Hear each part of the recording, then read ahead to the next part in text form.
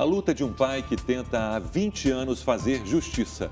Ele acusa os médicos de terem feito a retirada dos órgãos do filho ainda vivo e denuncia um suposto esquema de tráfico de órgãos em Minas Gerais.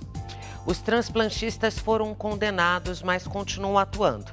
O caso, que teve repercussão internacional, ganha um novo capítulo. Os médicos que atenderam um garoto na emergência vão a julgamento no final desse mês. Uma luta incansável.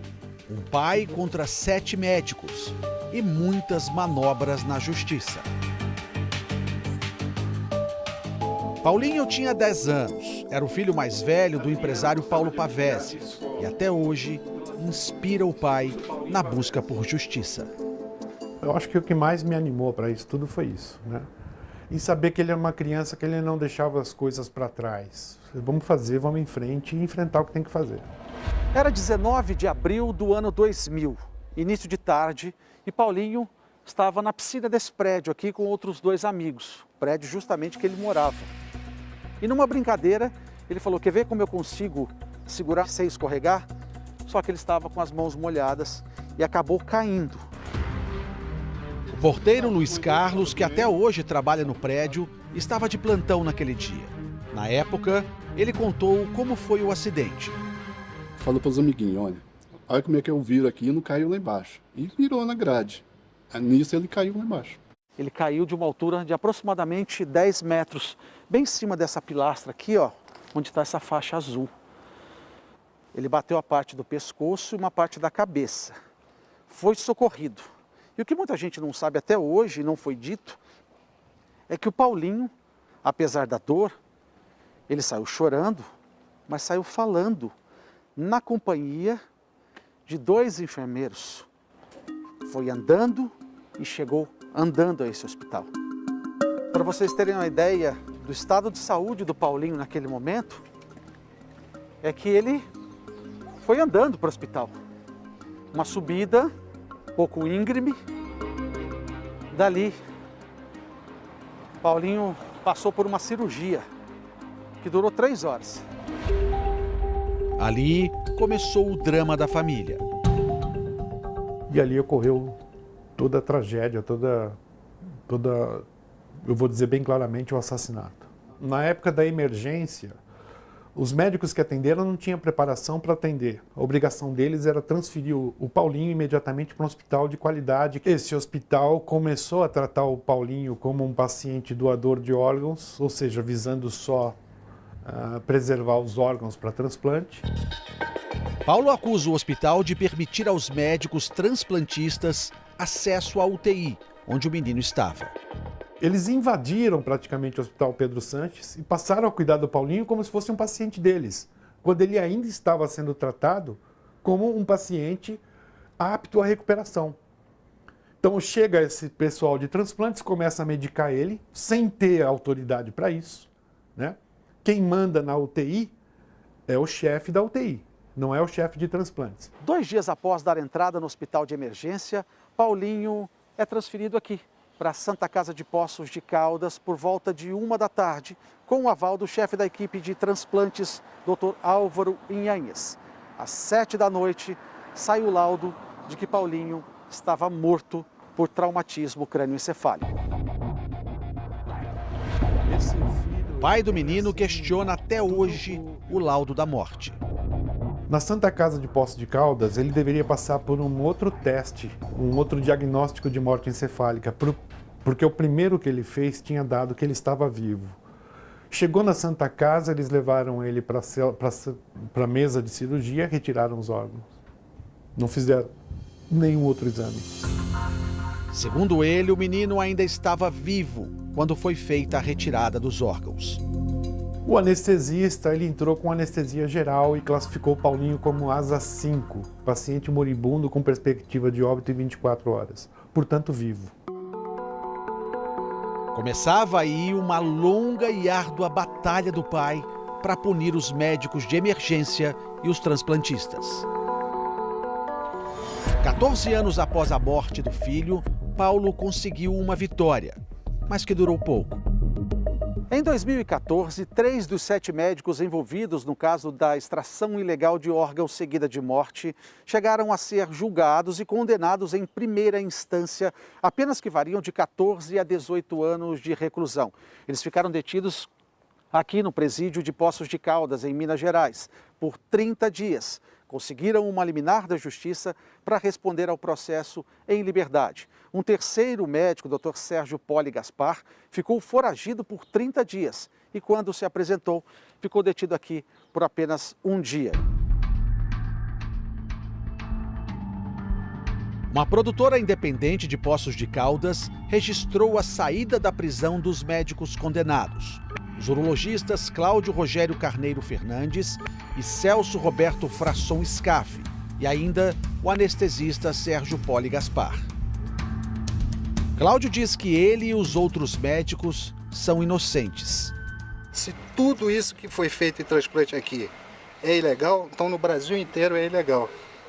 Entendeu? Todos esses procedimentos são procedimentos considerados procedimentos normais. O chefe da equipe de transplantes da Santa Casa de Poços de Caldas, Álvaro Ianhes, ainda não foi julgado porque recorreu ao Superior Tribunal de Justiça. O Domingo Espetacular conversou com o juiz Narciso Alvarenga, que julgou e condenou os médicos que atuaram no transplante. O juiz não tem dúvidas. Paulinho não apresentava morte encefálica quando teve os órgãos retirados. O protocolo de morte encefálica do Conselho Federal de Medicina, ele prevê uma série de exames clínicos primeiro e um exame muito importante, que é a chamada arteriografia.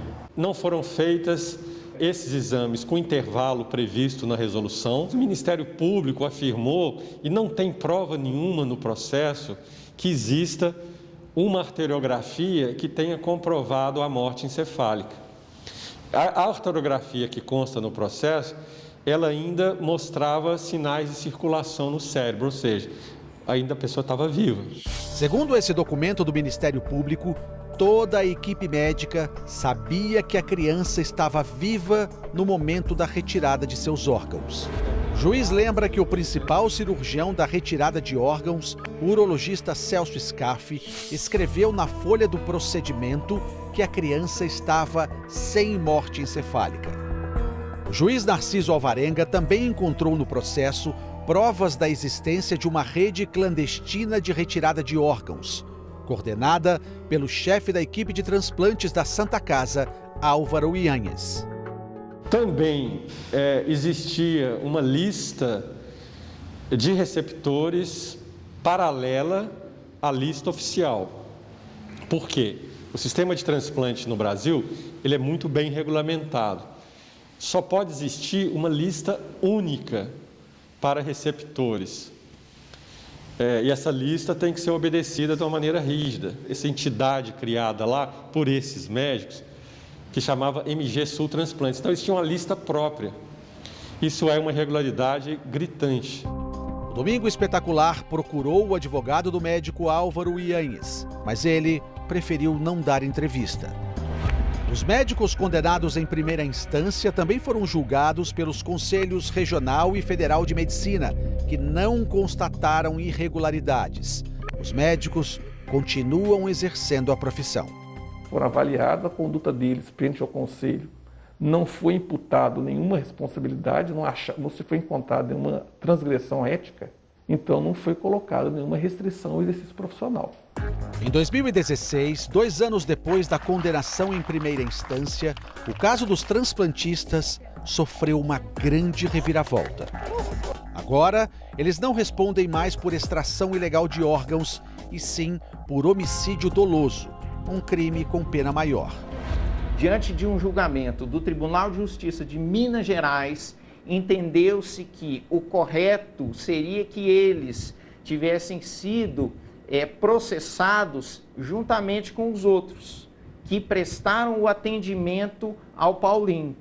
Então, a partir desse entendimento do Tribunal de Justiça, eles serão julgados como incursos nas sanções do crime de homicídio. Mas, segundo o pai de Paulinho, a mudança foi uma estratégia para ganhar tempo, porque agora o processo volta a estaca zero. Vai prescrever. Essa é a estratégia. Em torno de 1 ano, 2 anos, deve estar prescrevendo. Você acha que ainda dá tempo de reverter? Não dá tempo. Não? Não. E só agora, depois de 20 anos, deve acontecer o julgamento dos 3 médicos que atenderam Paulinho na emergência do Hospital Pedro Sanches. Eles são acusados de homicídio doloso triplamente qualificado. Marco Alexandre Pacheco da Fonseca e os médicos que assinaram o protocolo de morte encefálica de Paulinho, José Luiz Bonfito e José Luiz Gomes da Silva. José Luiz Gomes da Silva também fez a cirurgia de Paulinho, mas não era neurologista, de acordo com o juiz do caso na época.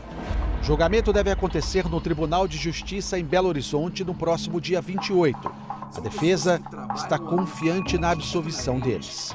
São homens abnegados que estão exercendo a profissão de forma limpa, correta e não tem qualquer envolvimento com crimes. No que diz respeito à habilitação legal do Dr. José Luiz Gomes da Silva, isso é uma aberração.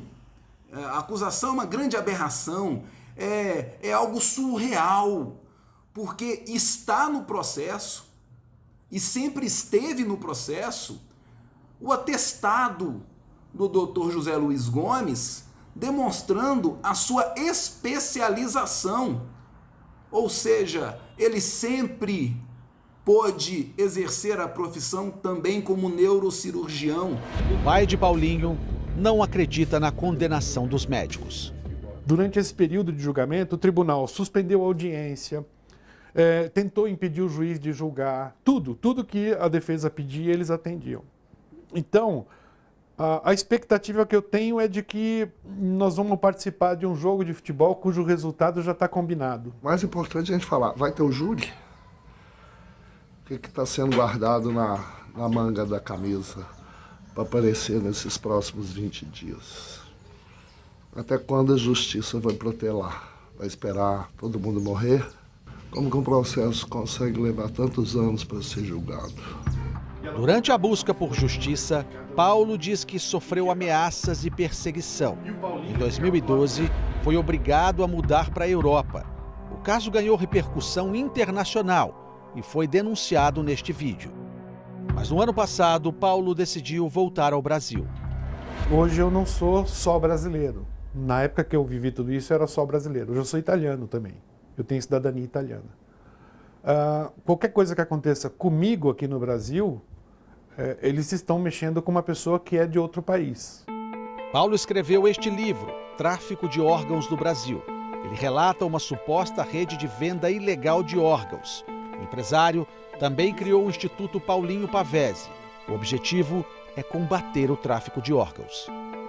Nós vamos criar um aplicativo, tá? Para celular.